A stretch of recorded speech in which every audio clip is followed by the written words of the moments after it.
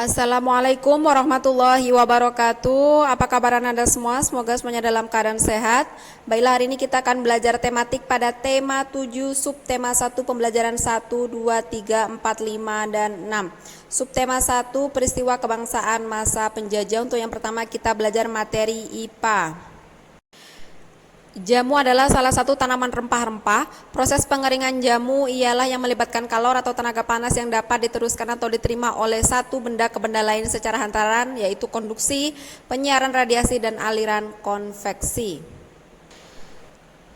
Zat adalah segala sesuatu yang memiliki massa dan menepati ruang. Massa adalah banyaknya partikel penyusun suatu benda berdasarkan wujudnya. Zat dibedakan menjadi 3, yaitu zat padat, cair, dan gas. Masing-masing wujud gas di atas memiliki karakteristik yang berbeda. Pengaruh kalor pada perubahan suhu dan wujud benda. Pembahasan pertemuan ini yaitu mengembun dan juga menyublin. Mengembun adalah lawan dari menyublin. Mengembun adalah peristiwa perubahan wujud gas menjadi cair, sedangkan menyublin adalah perubahan wujud benda yang awalnya bersifat padat berubah menjadi gas. Contoh mengembun yaitu menjemur handuk basah jadi kering. Menyublin kapur barus yang dibuka lama akan mengecil. Selanjutnya kita belajar SBDP. Tangga nada dianotik ada 2, yaitu mayor dan minor. Untuk yang mayor, jarak nadanya 1, 1,5, 1, 1, 1,5. Untuk yang minor, 1,5, 1, 1,5, 1, 1. Tangga nada pentatonik adalah tangga nada yang hanya memiliki 5 nada pokok. Ya, nah di sini ada 2 jenis, yaitu pelok dan slendro. Kalau pelok itu memberikan perasaan tenang, hormat, dan memuja. Kalau untuk slendro bersifat gembira, bersemangat, dan terkadang fantastik. Untuk lagu wajib nasional ada Satu Nusa Satu Bangsa, Bangun Pemudi-Pemuda, Indonesia Pusaka. Ini ada di YouTube saja, silakan nanti diperhatikan. Kita belajar bahasa Indonesia. Memahami informasi teks dengan rumus 5W plus 1H, yaitu what, apa, who, siapa, when, kapan, where, di mana, why, mengapa, dan how, bagaimana. Jadi kelima hal tersebut harus dicari untuk bisa memahami sebuah teks. Syarat kalimat efektif. 1. Sesuai EYD, sebuah kalimat efektif haruslah menggunakan ejaan maupun tanda baca yang tepat. 2. Sistematis, sebuah kalimat paling sederhana adalah yang memiliki susunan subjek dan predikat kemudian ditambah dengan objek pelengkap hingga keterangan. Selanjutnya kita belajar PPKN. Sebenarnya Bhinneka Tunggal Ika menyatakan bahwa berbeda-beda tetapi tetap satu jua. Jika hal ini benar-benar tertanam dalam tiap-tiap warga negara, tentu tercipta persatuan yang kuat untuk melawan penjajah. Keragaman budaya membuat bangsa menjadi unik dan masyarakatnya kuat. Dengan terbiasa menghormati keragaman masyarakat, tidak akan mudah dihasut. Setiap anggota masyarakat harus sadar dan bersemangat memelihara sikap saling menghormati dan menghargai perbedaan beragama. Itulah salah satu ciri negara yang berbudaya. Sebagai seorang warga selayaknya kita bersikap toleransi dan tolong menolong. Salah satunya adalah menolong korban banjir. Melestarikan kebudayaan Indonesia. Indonesia adalah negeri yang terkenal dengan keragamannya. Terdapat ratusan lebih suku yang ada di Indonesia. Dari suku-suku ini kemudian terbentuklah satu budaya yang berbeda antara satu dan yang lain. Ada beberapa negara yang mengklaim budaya Indonesia, diantaranya Reok Ponorogo, Tari Pendet, Batik, Lagu Sayange, Wayang Kulit, dan lain-lain. Kita sebagai warga yang baik harus introspeksi diri, ya. Kita harus menyayangi budaya yang ada di Indonesia, ya. Pedulilah terhadap budaya kita, budaya Indonesia. Kita harus bangga menjadi orang Indonesia. Selanjutnya kita belajar IPS. Kedatangan bangsa Eropa ke Indonesia, yang pertama ada Portugis, kemudian Spanyol, dan Belanda. Nah, Belanda ini dipimpin oleh Cornelis de Houtman dan selanjutnya dipimpin oleh Jacob van den Eyck. Nah, mereka ini berusaha melakukan perdagangan di Indonesia. Nah, kemudian mereka membangun sebuah kongsi dagang yaitu VOC. Nah, VOC ini sangat menyiksa rakyat Indonesia sehingga terjadilah perlawanan. Mengapa bangsa Eropa ingin menjajah Indonesia? Bangsa Indonesia merupakan salah satu bangsa yang memiliki banyak kekayaan alam, baik berupa hasil bumi maupun tambang. Akan tetapi kekayaan alam yang dimiliki bangsa ternyata juga menjadi incaran bangsa Eropa. Beberapa faktor penyebabnya: di masa lalu banyak warga Indonesia yang kurang berkompeten dalam hal pendidikan. Orang-orang Indonesia di masa lalu mudah dipengaruhi oleh kepentingan asing. Penjajah menawarkan sejumlah uang pada orang-orang yang rakus dan kurangnya persatuan dan banyak timbul perpecahan. Di sini ada beberapa contoh rempah-rempah, ada jahe, kayu manis, kencur, dan juga jinten hitam.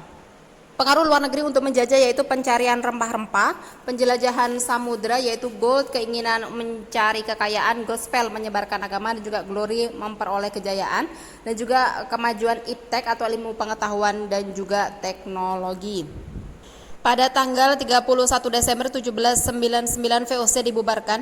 Segala urusan VOC dialihkan oleh pemerintah Belanda, begitu juga dengan daerah kekuasaannya, salah satunya adalah Indonesia. Salah satu gubernur jenderal Belanda yang ditempatkan di Indonesia adalah Herman Willem Daendels pada tahun 1808 dan dialah orang yang kejam. Berikut adalah tugas yang diberikannya, yaitu memperbaiki jalan raya Anyar Panarukan, memerintahkan pendirian pabrik senjata, pangkalan angkatan laut di Merak, dan juga kerja rodi. Pada tahun 1799 sampai 1810 beberapa wilayah Indonesia dikuasai oleh Inggris. Tahun 1811 Jensen menyerahkan kepada Inggris, dengan demikian Indonesia jatuh ke tangan Inggris. Penyerahan kekuasaan ini disebut dengan rekapitulasi Tuntang. Raffles diangkat sebagai wakil gubernur jenderal Inggris di Indonesia. Dia adalah orang yang kejam, yaitu dengan memungut pajak baru atau land rent, dan juga romusa atau kerja paksa, dan juga melakukan politik pecah belah. Untuk yang selanjutnya, sistem tanam paksa terjadi pada masa penjajah Belanda. Van den Bosch yang dilantik menjadi gubernur pada 1830. Ketentuan tanam paksa itu petani harus menanam 1/5 bagian tanahnya dengan jenis tanaman yang ditentukan. Tanah telah ditanami tanaman wajib bebas dari pajak. Tanaman harus dijual kepada Belanda. Kerusakan tanaman menjadi tanggung jawab pemerintah Belanda.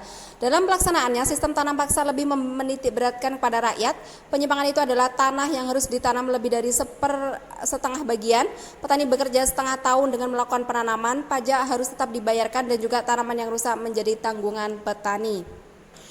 Dengan adanya tanam paksa, ada beberapa pihak yang menentang sistem. Yang pertama golongan pendeta, yang kedua golongan liberal.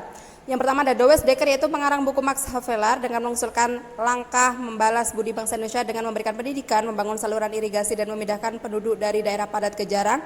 Dan juga Frans van de Putte dengan mengarang buku Seeker Constraint yang berisi kritikan karena mematikan usaha perkebunan swasta. Tawaran Sultan Agung Hanyokrokusumo. Sultan Agung adalah Raja Mataram Islam yang bercita-cita ingin meluaskan daerah kekuasaannya. Di lain pihak, VOC telah berkuasa di Batavia. Hal ini membuat Sultan Agung ingin mengusir VOC. Sultan Agung melakukan serangan ke Batavia sebanyak 2 kali pada 1628 dan 1629 dengan berbagai strategi yang dilakukan, tetapi karena VOC memiliki benteng yang lebih kuat, akhirnya kedua serangan tersebut pun membuat pasukan Mataram gagal dalam memerangi VOC.